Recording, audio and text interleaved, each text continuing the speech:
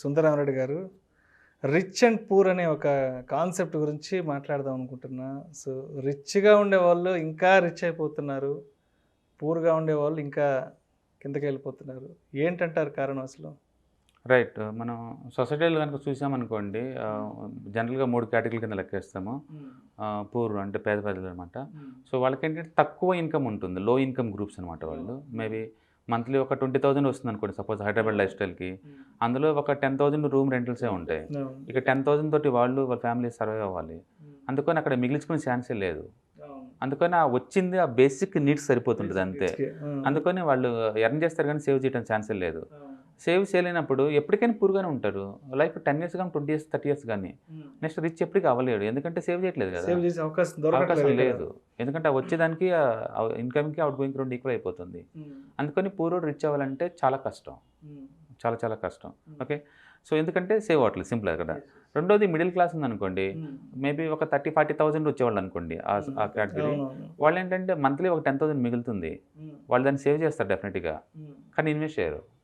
వాళ్ళు ఏంటంటే సొసైటీ కోసం బతుకుతూ ఉంటారు. అంటే బర్త్డేలు చేసుకోవటాలు, లేకపోతే పండగకొస్తే బట్టలు కొంటాలు, లేకపోతే సొసైటీ కోసం ఇల్లు కొంటాలు, లేదా కార్లు కొంటాలు.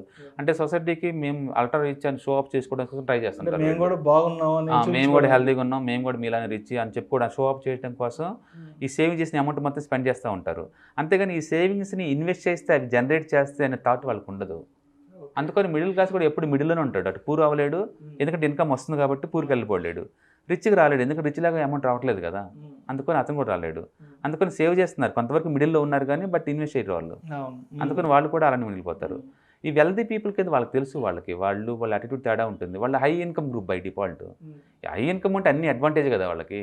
సపోజ్ మంత్లీ ఒక 50,000 లేదా ఒక 1 lakh ఇన్కమ్ ఉందనుకోండి, ఈ బేసిక్ నీడ్స్ ఇవన్నీ పాంగ్ కూడా మంత్లీ ఒక 50,000 మిగులుతున్నాయి అనుకోండి, నేను ₹1 ఇంట్రెస్ట్కి ఇచ్చినా సరే నాకు మంత్లీ 500 దాకా వస్తూనే ఉన్నాయి కదా.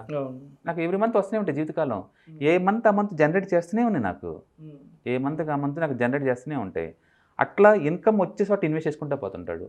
ఆ పెట్టే కొద్దీ అతనికి ఇంకా ఎక్కువ ఇంట్రెస్ట్ అనిపిస్తుంది. అందుకని సొసైటీకి షో ఆఫ్ చేసుకునేంత టైం ఉండదు, కారులో తిరగాలన్న మోజు ఉండదు, ఇల్లు కొని ఇది చేయాలన్న అంత ఉండదు. అందుకని వాళ్ళ లైఫ్ చాలా సింప్లిఫై ఉంటుంది. సో వచ్చిన దాన్ని వచ్చినట్టు మల్టిపుల్ చేసుకుంటూ వెళ్ళిపోతూ ఉంటాడు. ఎందుకంటే వాడికి మిగులుతుంది కాబట్టి ఇన్వెస్ట్ చేస్తారు. ఊహించుకోండి, ఏదైనా మ్యూచువల్ ఫండ్లోనో ఇండెక్స్ ఫండ్లోనో పెట్టారనుకోండి, యావరేజ్ రిటర్న్స్ ఒక 15% వేసుకున్నా సరే 1 lakh అంటే నీకు 1,500 బ్యాక్ వస్తూనే ఉంది ఎవ్రీ మంత్. ఒకసారి కాదు, ఎవ్రీ మంత్ జీవితకాలం వస్తూనే ఉంది. ఊహించండి, ఎవ్రీ మంత్ది రకరకాల ఫండ్స్లో పెడతా ఉంటుంటే ఎవ్రీ మంత్ ఒక్కొక్కటి 1,500 చొప్పున జీవితకాలం తరతరాలు వస్తూనే ఉంటుంది వాళ్ళకి. సో అందుకని ప్యాసివ్ ఇన్కమ్తో టూ మచ్గా ఉంటుంది వాళ్ళ దగ్గర. అందుకని రిచ్ కిడ్స్ వర్క్ చేయరు ఒకరి కోసం, వాళ్ళు వర్క్ చేయరు. ఎందుకంటే ఈ అసెట్స్ని ఎలా మేనేజ్ చేయాలో నేర్చుకుంటారు వాళ్ళు, వాటి చేత వర్క్ చేయించుకుంటారు. So money as a tool అనమాట వాళ్ళ దృష్టిలో, దాని చేత వర్క్ చేయించుకుంటారు. వీళ్ళు వర్క్ చేస్తే ఏం చేస్తారండి, డైలీ 24 hours నువ్వు ఏం వర్క్ చేయాలి అంత మించి బియాండ్. అందుకని వాళ్ళు ఏంటంటే మనీ వర్క్ చేయించుకుంటూ ఉంటారు, తద్వారా మనీ ఎక్కువ గ్యాదర్ చేస్తూ ఉంటారు. అందుకని ఈ పూర్ పీపుల్కి ఈ వెల్తీ పీపుల్కి మధ్య డిఫరెన్స్ ఏంటంటే వాళ్ళు వచ్చే బేసిక్ నీడ్స్కి ఎనఫ్ ఎర్నింగ్స్ ఉంటాయి వాళ్ళకి. అందుకని యాటిట్యూడ్ కూడా లోలో ఉంటుంది, అంతకు మించి డెవలప్ అవ్వలేరు. రిచ్ వాళ్ళు ఏంటంటే ఆ సర్కిల్ అలా ఉంటుంది, ఆ ప్యాసివ్ ఇన్కమ్ మీద థాట్స్ ఉంటాయి, ఎప్పుడు ఎక్కడ ఇన్వెస్ట్ చేయాలా, ఎక్కడ ఎక్కువ రిటర్న్స్ వస్తాయి ఇలా థింక్ చేస్తూ ఉంటారు. ముందు చూపు అనేది చాలా ఉంటుంది. అందుకని కాకపోతే ఇప్పుడున్న మోడర్న్ ఏజ్లో పర్టికులర్గా ఈ ఇంటర్నెట్ ఈ రేంజ్లో పూర్ కూడా రిచ్ అవ్వడం చాలా ఈజీ ఇంత ముందు పోల్చుకుంటే. ఒకప్పుడు అలా ఉండేది కాదు.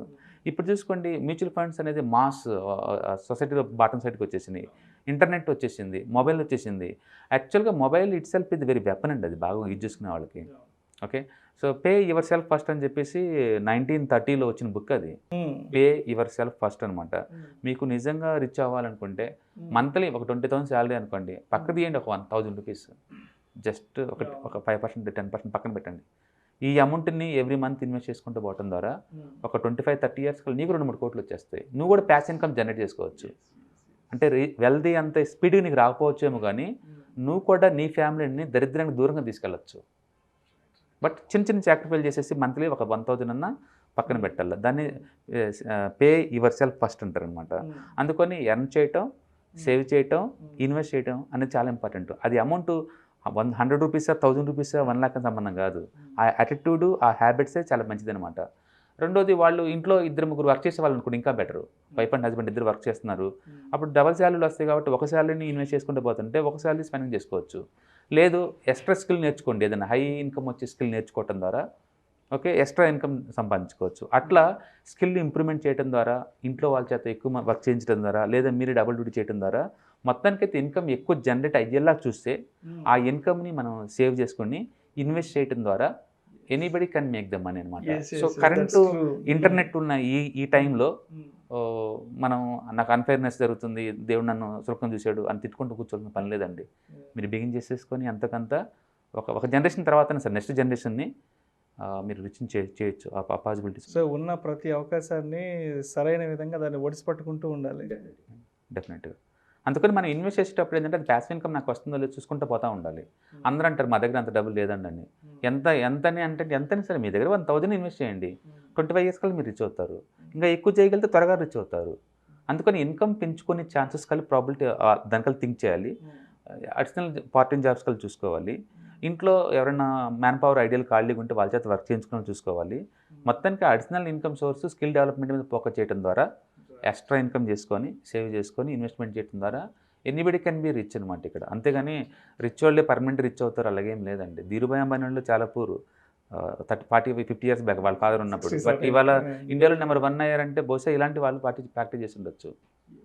అందుకని ఎనీబడి కెన్ బి అండి. వాళ్ళు ఆ విల్లింగ్నెస్ ఉండాలి వాళ్ళకి, అది మైండ్ సెట్ ఉందంటే they can. Thank you sir. Thank you so much Sundara Rao గారు. థ్యాంక్స్.